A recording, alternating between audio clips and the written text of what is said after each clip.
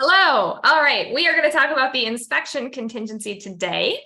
And what we're going to talk about is the condition report itself and some requirements that sellers may or may not have when selling a home. And just make sure by the end of this, you're going to have a better understanding of the condition report itself, the inspection contingency itself, and how to navigate through it in a way that gets you happy buyer and happy seller, because at the end of the day, that's really what it's about. And this contingency can be very gray and not super yes or no, or fix this or fix that. It comes down to negotiations, and that's what can make it kind of challenging.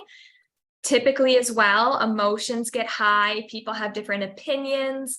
So there's just a lot that goes into it. So we're going to share this presentation to kind of just teach you a little bit about defects, condition report itself, and then we're actually going to look at the inspection contingency. We're going to read it, we're going to fully understand it. Then we're going to talk about amendments and notices, the difference, and all that good stuff. So we're going to dive in right away. But first, are there any specific questions anybody has right now that they want to make sure are answered by the time this is done, so I can make sure to touch on something specific? Or what is the foggiest part for you about the inspection contingency? Like, what do you want to know more about?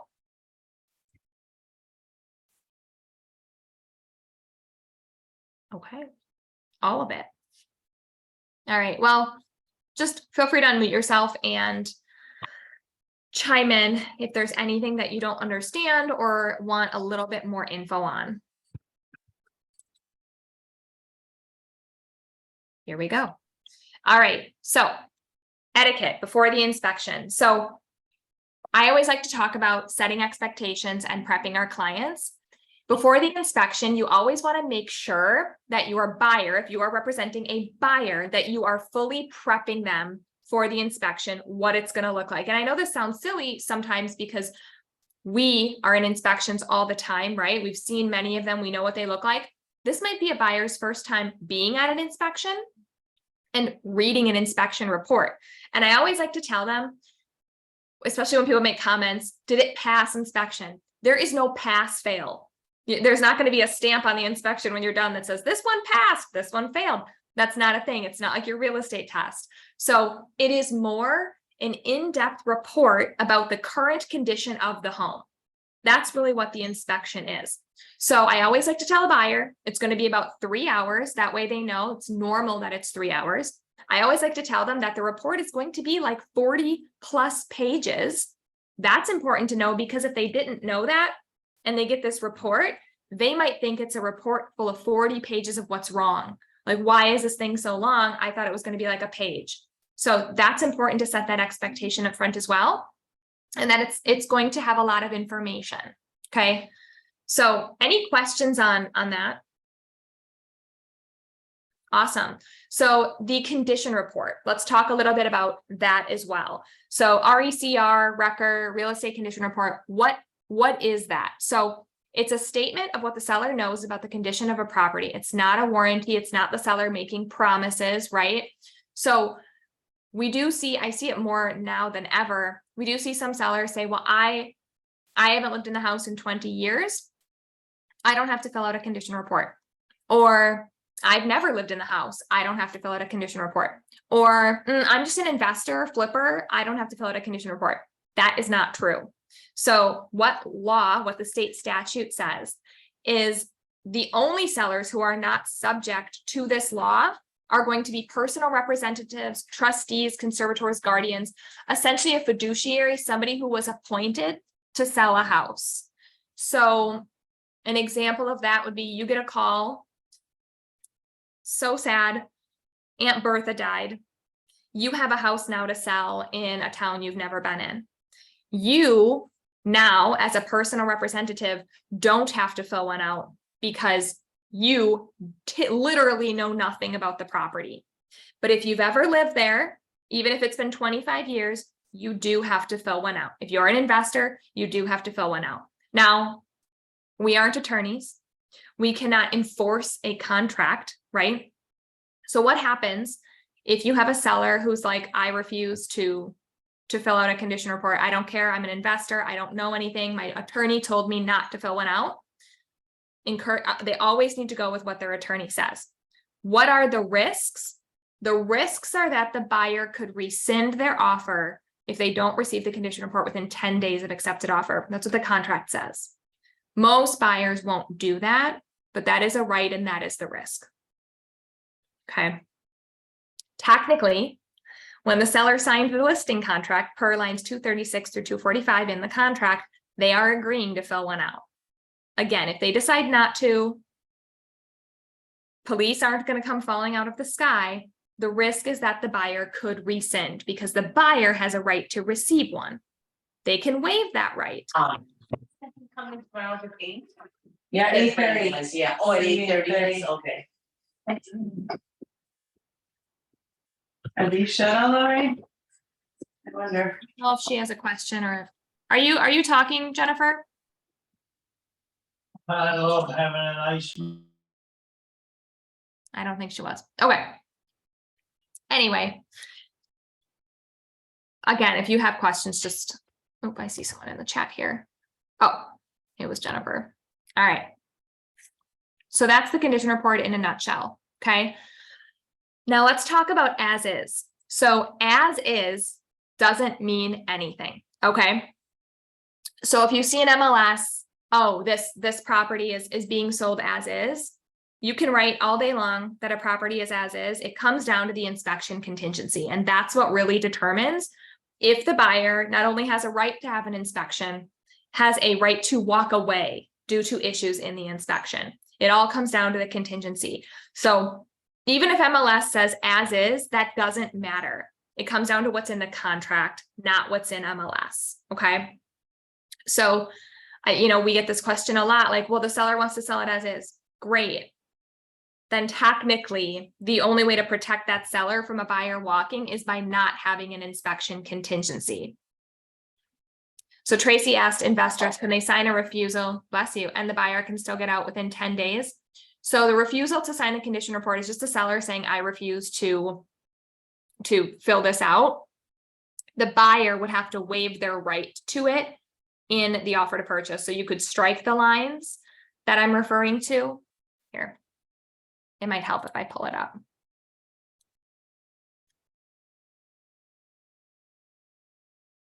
gonna pull up that loop here.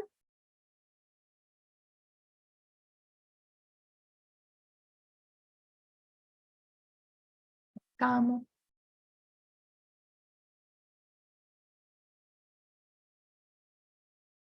right, so I'm going to go into the offer. And the condition report information that I'm referring to here. So technically, unless they waive this right, they still are owed one. It doesn't happen very often. It's just worst case scenario, right? What does the buyer have a right to do? So line 94, Wisconsin law requires owners of properties that include 1 to 4 dwelling units to provide buyers with a real estate condition report. Excluded from this requirement are sales of property that have never been inhabited, sales exempt from the transfer fee, and sales by certain court-appointed fiduciaries like the personal representatives that we talked about. The form of the report is found in state statute, blah, blah, blah. Okay. This law says the owner of the property shall furnish not later than 10 days after acceptance of the contract of sale to the prospective buyer of the property a completed copy of the report. A prospective buyer who does not receive a report within the 10 days may, within 2 business days after the end of the 10-day period, okay, so you got 2 business days after the deadline, rescind the contract of sale by delivering a written notice of rescission to the owner or the owner's agent. Buyer may also have certain rescission rights if a real estate condition report disclosing defects is furnished before the expiration of the 10 days, but after offer is submitted to seller.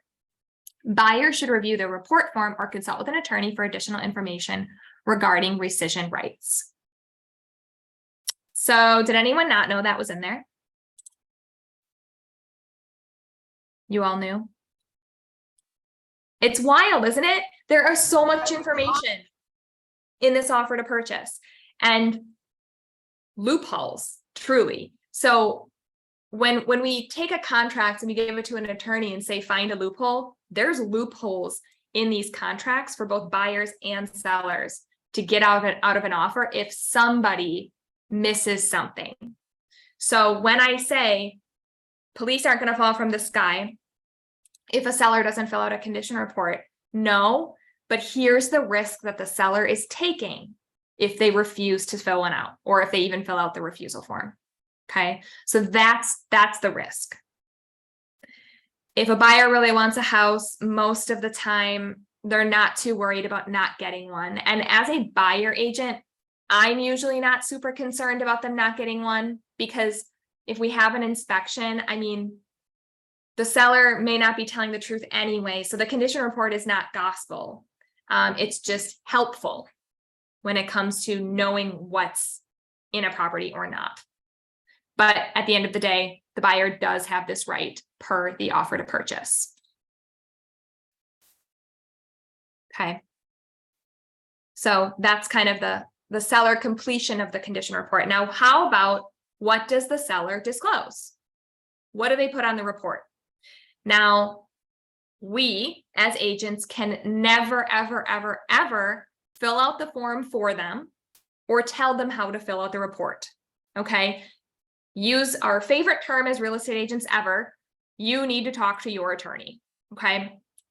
So with that, my roof leaked 5 years ago and I fixed it. Do I disclose it or do I not? Only an attorney can tell them that, because there's two schools of thought. I repaired it, so I should disclose it because it was an issue at one time, or I repaired it and it's not an issue anymore, so what's there to disclose? It is fully up to a seller if they want to disclose something or not.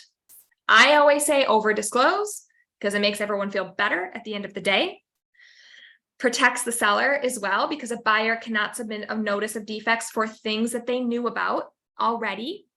It has to be the same condition, right? If you say there's a crack in a wall, but in reality, the wall needs to be fully replaced and it's $50,000, maybe that wasn't fully disclosed, right? Again, only an attorney can say that. But when it comes to a seller completing that condition report, you can't help them and you cannot give them advice on what to do. Which can be hard, right? Because we want to help everybody. So what happens if after inspection, newly discovered stuff comes out and the buyer walked away due to inspection? What does a seller have to do? So what the contract says is that the seller needs to disclose all known defects. So how do they do that? There's a few different ways. They can either fill out a new condition report, give them a brand new clean condition report, and they can fill out a new one. You can replace it. They can do an amendment to the condition report, right? So that is really just a one pager saying, okay, I didn't know about these things, but now I do. Or you can supply the condition report to the new buyer. That's one way that you could disclose these items. But the seller does not have a duty to amend the condition report if there's an accepted offer. Okay, so that's only for new buyers. Do they need to actually do this? Okay, so this kind of talks about the diligent listing agent. You know, what requirements do we have to inspect the property? Do you have to give a visual inspection? Okay, you have to be at the property to list a home. You have to look at it, but you do not need to bring out like your, measuring tape and begin actually inspecting. You just need to do a physical inspection with your eyes. So you don't need to get down and look under things, right? You just need to be able to look at what you can look at from where you are. Okay. Some other things you can do if you think there might be something fishy. We've had situations before where I have had an agent say, I heard from a neighbor that there was a fire, but the seller's telling me there isn't. And now there's mold damage because of it. They think maybe common issue after a fire is mold. Doesn't make sense at first if you think about it, right? Why would a fire create mold? Well, what puts out a fire? Water. So a lot of times after a fire, there needs to be proper mold remediation or remediation of all of the moisture so that mold doesn't grow. Mold is a common issue after a fire. So we've had agents where maybe a seller was a flipper or an investor and isn't fully giving all of the information. You can order something called a clue report, which talks about the insurance claims that may have happened on a property. We've definitely seen instances where there was a fire or a big issue, there was a payout, but there's no record of the repairs being made. So that's something you want to be mindful of as a listing agent. If you feel like if there's smoke, there's usually fire. So if you aren't feeling good about what you're being told, you can do something like that. You can also do something called a search and hold with the title company to see if there's any potential liens or issues on the home. That's something a title company is usually happy to do for you. So you can do that up front just to have a report done and get some issues that could be an issue later up front. It's just a few things that you can do if you're feeling like things might be a little dicey. Adverse facts. I have a question. Yes. So when you do a search and hold on title, if you find out about liens prior to the listing, do you have to disclose that or not? Not necessarily, as long as you're confident that the seller can pay those off. I always have a horror story, right? And the horror story with this is I've seen this happen. And seller had so many liens that his proceeds would not cover the liens, meaning he couldn't pay them off at closing. Well, in a perfect storm, what do you think happened? Buyer moved in, had pre-closing occupancy. Now seller can't sell. Seller literally can't afford to sell. There's so many liens, he owes more than what his proceeds will ever cover, right? So I think in that situation, I don't even know how long they ended up being there. I think it was like a year. That's like worst case scenario, right? But then you just want to verify with title that the mortgage that they owe, that with the proceeds that they're going to get, are they going to be able to pay off those liens at closing? Then it's an issue if they can't, because now the seller has to come up with money to actually sell their home. That's a material adverse fact. That is an issue that could actually cause it not to close. So you have to do a little more digging. It's not just as black and white as, oh, liens are bad. There are properties that will have liens. Most of the time, you don't even really have to worry about it because they're getting paid off at closing. You just want to make sure there's enough money there to pay them off at closing. And that's really where that comes into play. Understood. So adverse facts and material adverse facts, kind of what are the difference there? So an adverse fact is something that could significantly affect the value of the property, reduce the integrity of the property, or present a health risk to the property.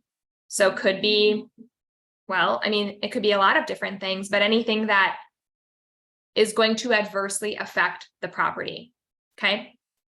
Another adverse fact could be, so it's not always a physical thing with the property, it could be information, like what Austin just said. There's a lien so big on the property that the seller can't sell. That is an adverse fact. An adverse fact could also be, and I've seen this happen as well, that a party to the transaction has no intention to meet their obligations, AKA divorce situation. A judge orders husband and wife to sell the house. They do it because they have to, but husband tells you, yeah, I have no intention of moving out. I'm actually not selling.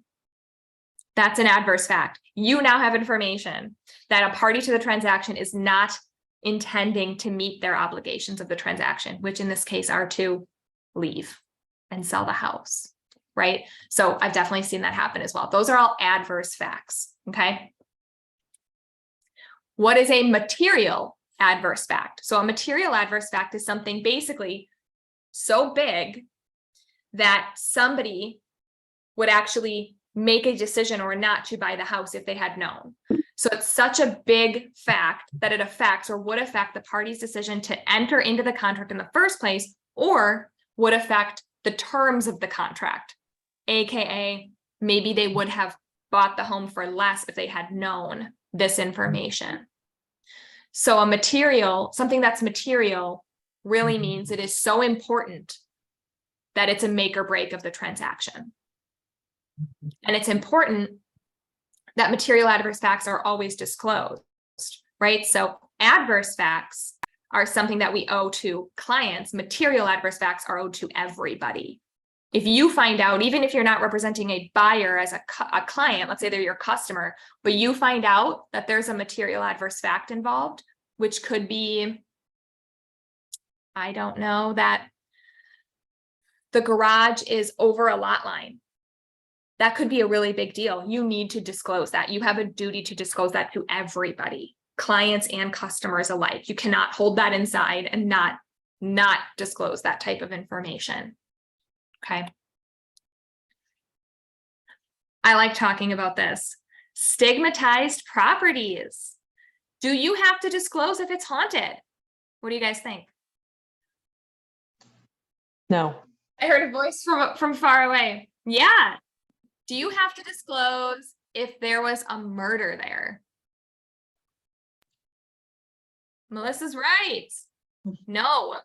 Isn't that crazy? And now someone's going to find out, most likely. So here's what the law says. A licensee is not required to disclose that the property was the site of a specific act or occurrence if that act or occurrence had no effect on the physical condition of the property or a structure located on the property. So it comes down to physical, like, did it physically affect the property? I won't dive into examples of how that could happen because it's gross and you can think of it in your own imagination. But unless the property was damaged, you do not need to disclose it. I always find that interesting because I feel like people love coming up to agents and going, so do you need to disclose if a house is haunted? I feel like that's a common question we get. So now you know, that's your fun party fact. When you're at a cocktail party, you could be living in a haunted house and your agent did not need to tell you that.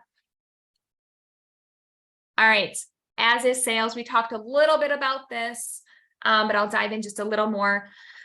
So as is applies to every property. A seller is not selling the home for what it was or could be in the future, right? They're selling it the way it is, okay? As every property is sold as is, okay? Now, what could it mean? Let's read between the lines. When a seller says as is, I like to ask more questions. Help me understand, seller, what you mean when you say you're selling the home as is. Because a lot of sellers will say, oh yeah, I'm selling this as is. And then when push comes to shove and the buyer has an inspection and asks the seller to patch the roof, and the seller figures out and realizes that the buyer could walk away if they don't do this, and they have to probably do it anyway, otherwise they have to disclose it to future buyers, things change, right? So as is doesn't really mean a whole lot.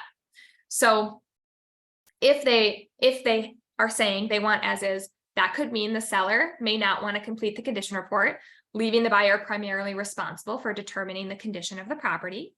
They might be saying that they have no intention to repair or cure any defects. They can say that all day long, but if the buyer has an inspection contingency, they have all of their rights within that inspection contingency, no matter what seller says. Unless you sign a contract as a buyer waiving your rights, you're able to have the inspection contingency in the offer if it's agreed upon.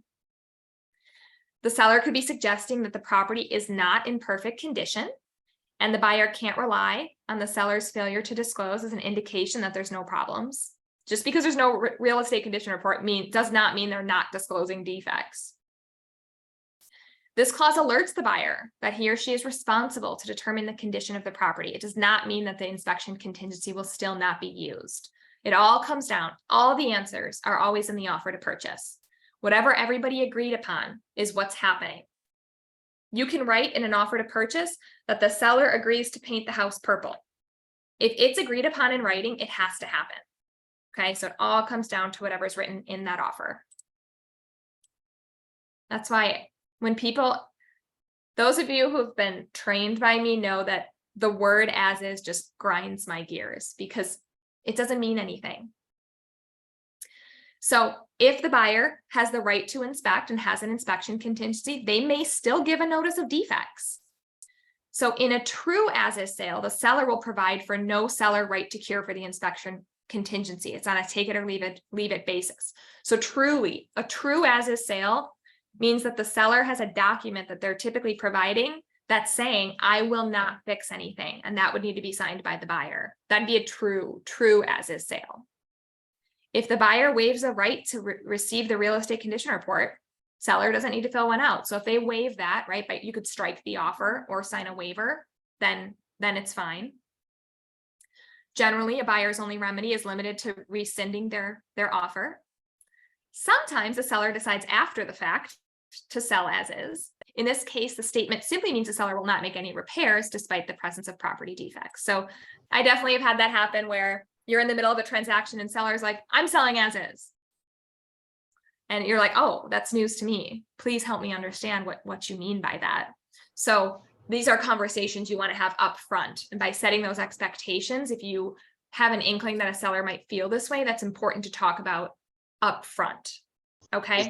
Is there an addendum to fill out that's specifically for that language from the WRA?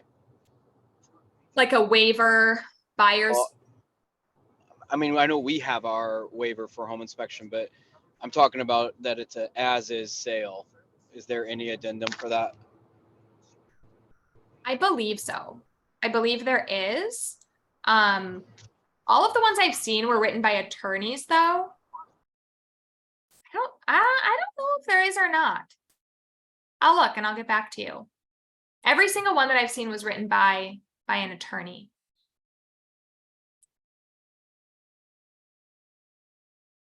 The inspection contingency. So awesome. We're going to get back to you on that. And if there is one, I will send it out to everybody. Thank you. So the inspection contingency itself. So important to know. This gives permission for inspections, not tests. You cannot have a radon test done if you do not have a radon test contingency.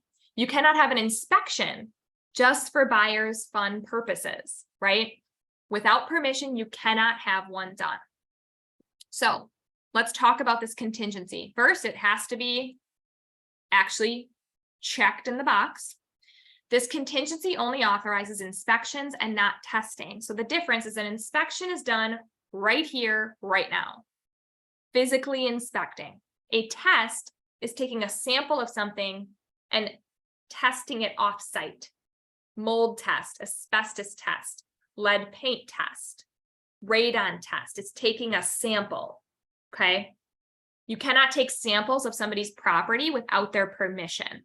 So testing is typically addressed on the GMAR Addendum A in the testing box, which we'll look at, or the radon test, which is right here, okay? So this contingency only authorizes inspections, not testing. This offer is contingent upon a Wisconsin registered or Wisconsin licensed home inspector performing an inspection of the property after date on line 1 of this offer that discloses no defects. So people will ask, can my uncle inspect the property? This contingency is only for Wisconsin licensed home inspectors. So unless your uncle is a Wisconsin licensed home inspector, the answer is no. This offer is further contingent upon a qualified independent inspector or independent qualified third party performing an inspection of blank. This line is for things you want in addition or things you don't want to have to get permission to get after the inspection contingency, because I'm going to dive to the next one here. You do not have to ask for you don't have to ask permission for secondary inspections if the inspector recommends it. Right? The contract says it right here. You may need to defend yourself someday because this happens where listing agents might tell you as a buyer agent, you can't get in for a roof inspection. Well, if your inspector recommended it, you can right here.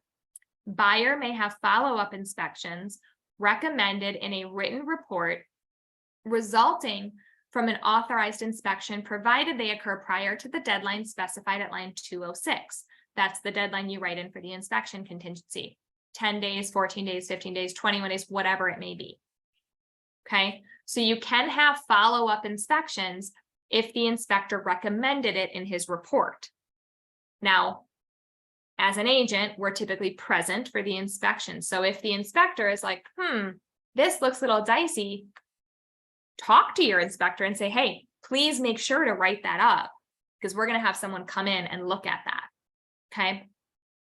Now, what else you could put on this line? So you could put on this line.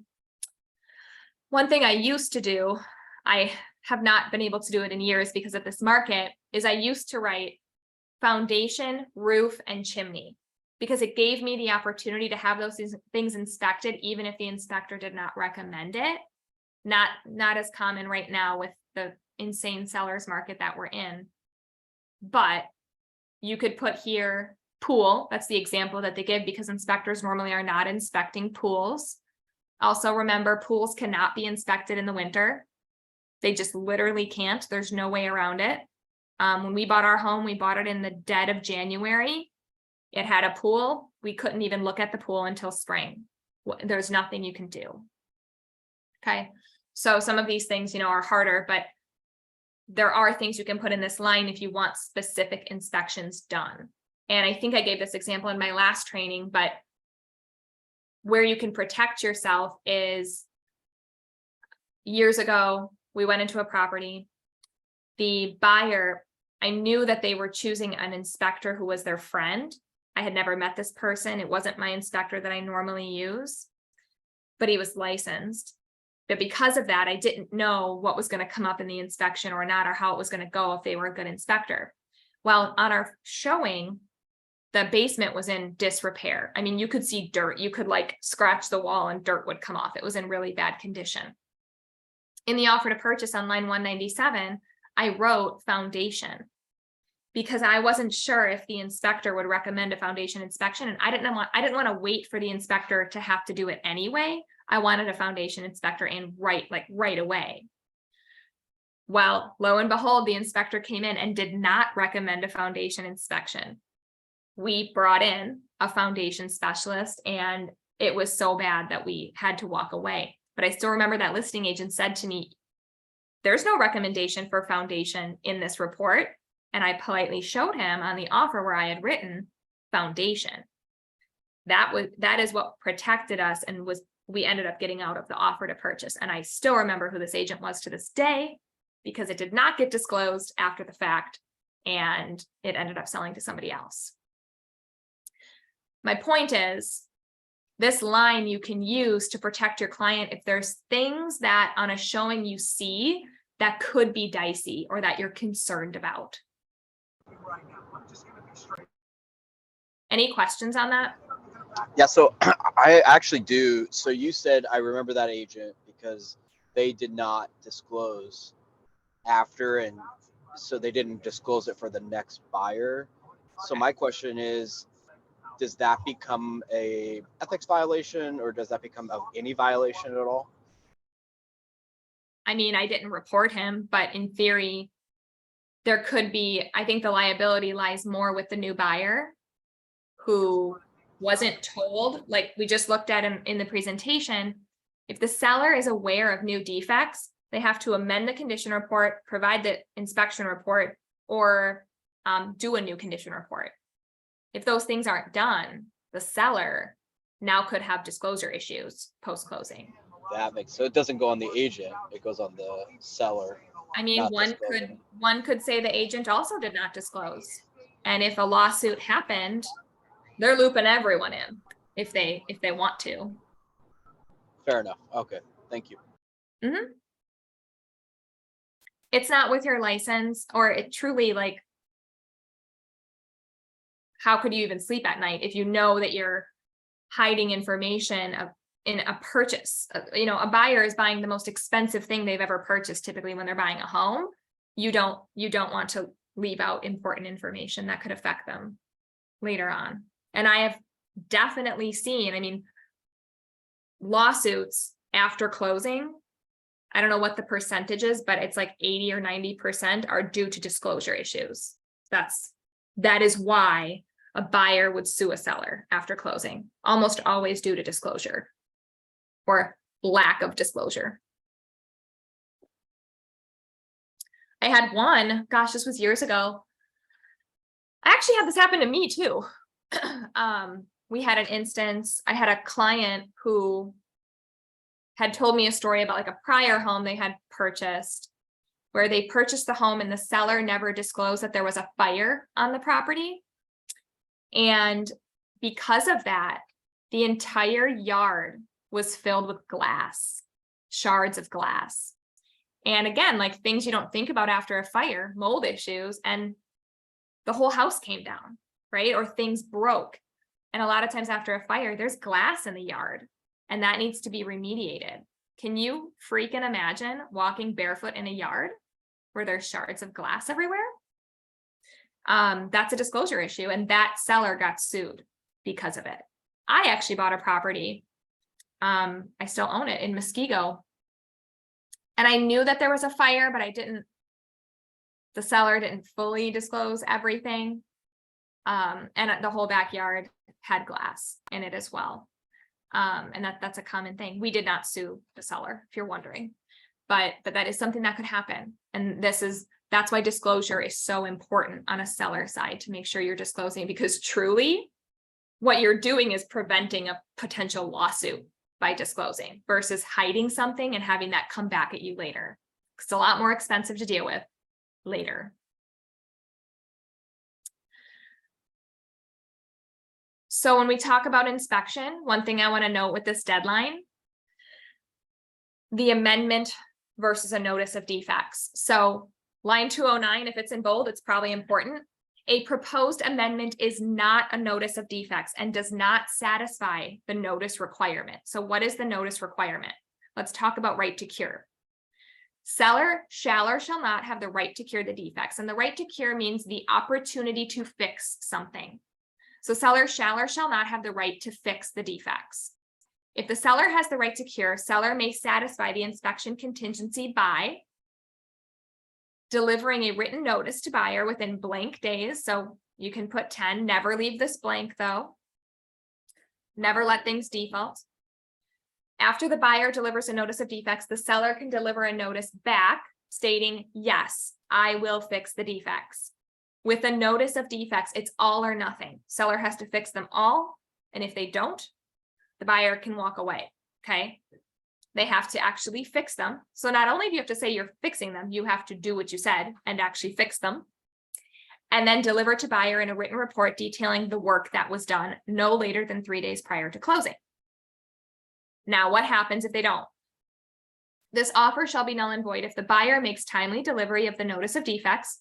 Timely delivery is going to be within this deadline, 15 days after acceptance of offer, 10 days after acceptance, whatever the timeline was in line 206.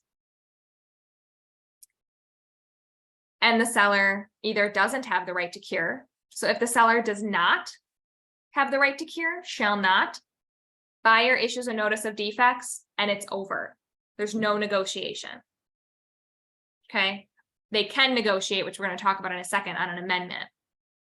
It gives the buyer a lot more power when the seller does not have the right to cure. Now, I'm curious. Now, back when I was new to real estate, we never gave the right to cure, ever. Have any of you ever written an offer without the right to cure? I have. Have you? Yeah. I Yeah. I have, yeah. Yeah. It's just, when I review contracts, I almost never see it anymore just because of the market that we're in. And it's when I see it, I'm like, oh, wow, you got away with that. That's awesome. But some newer agents forget that, or I think it's just gets sloppy when you write so many. Well, it's not even sloppy. It's that we can't get away with it. There's, even now you can barely get an inspection contingency to pass, having the right to cure is like, that's even more that we can't take away. So when you're the only buyer writing on a property, you've got a lot more power to do those things. But if you're in competition, you can barely even get an inspection to go through. So it's not as common to not have the right to cure. But if you do not give the right to cure, it's basically the seller has very little right to fix anything unless the buyer gives them the right. Otherwise, notice of defects and it's all done. It's kind of nice. And I promise we'll be in a market again where the buyers will have that power someday. So, or if the seller does have the right to cure, if they decide, no, I'm not curing the defects, they can do that. Or they can say, I'm just not going to respond at all. Then after that deadline here, I like to put like 3 days, 5 days, because I don't want to wait 10 days to not get a response from the seller. Then the offer would be null and void. Okay. So a notice of defects, what is that? Here's an example, and I can send this out to everyone who's on the class today. A notice of defects looks like this. You're not stating how to fix something. You are just stating what has to be fixed. So I always tell an agent who's like, okay, I'm going to submit a notice of defects, but they have the right to cure, but the buyer doesn't want to move forward. Okay. Technically, the seller has a right to fix everything, and then the buyer isn't going anywhere. So I always say to the buyer, what needs to be done? What would need to be fixed in order for you to stay in this transaction? And sometimes you'll have a buyer say nothing. I'm emotionally done. I don't want to continue with this. I hate the seller. I don't want to do this anymore. Seller, if they do have the right to cure, which they very possibly do, still could have the opportunity to fix everything. So I always say, load it up. Load that notice of defects up with everything you possibly can in the inspection report, down to every drippy faucet. Because what you're doing is you're de-incentivizing the seller to make all those fixes, right? If you put 25 things on the notice of defects, the seller is a lot less apt to do all that work just to keep this buyer in when they can go take it back to market, right? If you put one thing on the notice of defects, they could fix that one thing and move on. So it depends on what your intention is, right? So you're saying, this is a notice of defects. Buyer objects to the following. There's a hole in the roof. There's a defect in the plumbing system. The main lateral drain has roots growing in it. Exposed wiring in the attic, right? You're listing defects. You're not saying seller needs to agree to do these things. You're saying, these are the defects. Boom, boom, boom, boom, boom. Here they are. The seller's notice back would say, yes, I elect to cure the defects, or I elect not to cure the defects. Yes or no. Okay. Now, when we say the inspection is a negotiation, then we talk about amendments. So this is an example of an inspection amendment. Seller shall complete the following no later than blank days prior to closing, without lien waivers, invoices, and receipts submitted to buyer upon completion. Upon acceptance by all parties, the inspection contingency as outlined on lines 193 through 226 shall be waived. Okay, why is that important? Because you might have other inspections in the transaction. I'll tell you again, I always have a good horror story for you. We had an instance where the property had a well and septic contingency as well. And the way that our agent wrote this amendment was only about the home inspection. Well and septic hadn't even been done yet. Agent writes up the amendment to say, upon acceptance by all parties, the inspection and testing contingencies, with an S, shall be waived. Well, seller was smart, read the amendment. When well and septic time came about and there were issues there, she said, you already waived all your inspection and testing contingencies. And technically she did. So I always like to be clear in the inspection amendment what contingency I am waiving. I am specifically waiving this inspection contingency and nothing else. So now you're saying here, this should be fixed, this should be fixed, this should be fixed, right? Be specific. How should it be fixed? Who's fixing it? Who's paying for it? These things need to be specified, right? If you literally just send over seller to fix the hole in the roof, how? By who? How much is it going to cost? Do they want the shingles to match? What if they use cardboard, right? You as a buyer agent have a duty and a responsibility to have these things quoted ahead of time so you know what you're asking for, and be specific in your amendment. Does the seller have to agree to this? No, but I always like to do as much homework up front so I know exactly what I'm asking for these buyers. I always attach estimates to my inspection amendment. I want to make sure if I'm asking for something to be done, I'm asking for it to be done, and I'm asking for it to be done this way. Now, if they agree to this and accept it, then they have to do it that way, right? If it gets to the point where the seller is saying, no, no, no, I'm not doing this, I'm not doing this, and you're going back and forth on inspection amendments, you may have to get to the point where you submit a notice of defects. If you have to submit a notice of defects, you no longer have any power to say who's doing it or how it's getting done, unless you had that in the original offer to purchase, which I have seen done. I've definitely seen in additional provisions here, the buyer agent write that buyer and seller shall agree on how all work is being done and who's doing the work. So you can put that in an offer. Again, that's one of those extra things, right? Or buyer gets to choose the contractor who does the work, if you think that there's going to be things of that nature coming up. Okay. Any questions on that? Notice versus amendment? You feel good about that?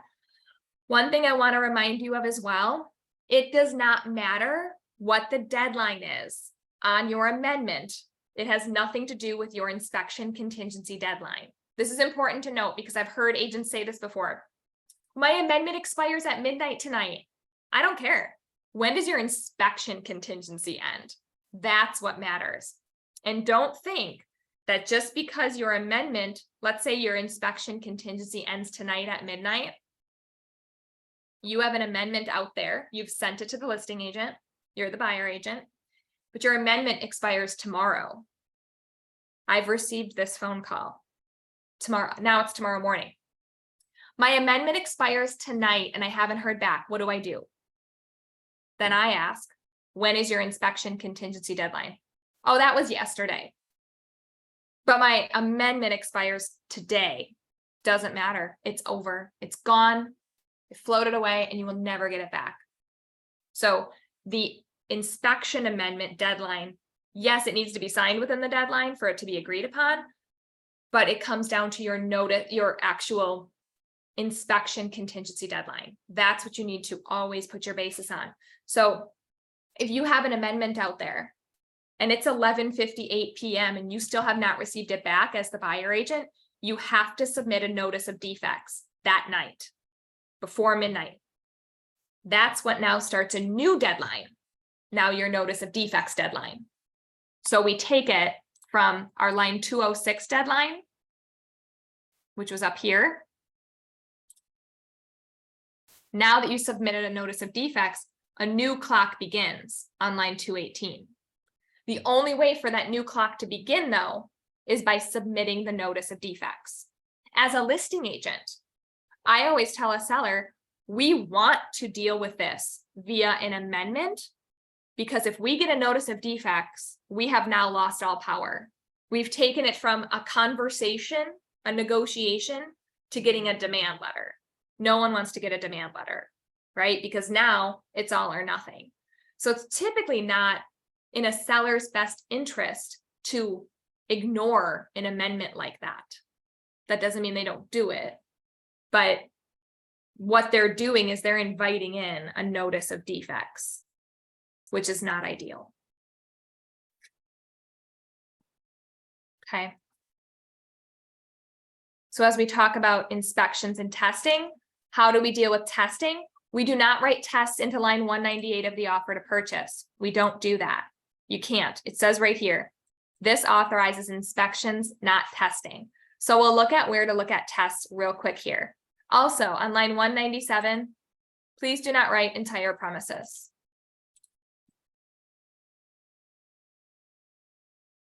Okay. It's redundant. I mean, you can do it. Nothing's going to happen, but it's totally redundant. Why? Because the inspection contingency is of the property. This offer is contingent upon a Wisconsin registered or Wisconsin licensed home inspector performing a home inspection of the property. So what's the point of writing entire premises? I'm not sure. Some guy taught someone this one day and I'm not sure where it came from. But you don't need to do that because the contingency is already for the property. You don't need to put it here too.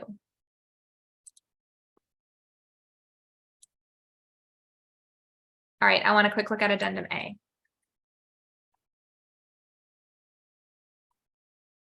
If you do have tests you want done, they go on addendum A. There's a testing contingency. I had this happen recently too. I've had this happen plenty of times. The interesting thing about testing to me is that the offer to purchase is designed for you to ask for them up front, but sometimes you don't know what tests you need until you have the inspection, right? You don't know if you need a mold test until the inspector says, hey, there might be mold here. So that's where it gets kind of tricky. So how can you get around that?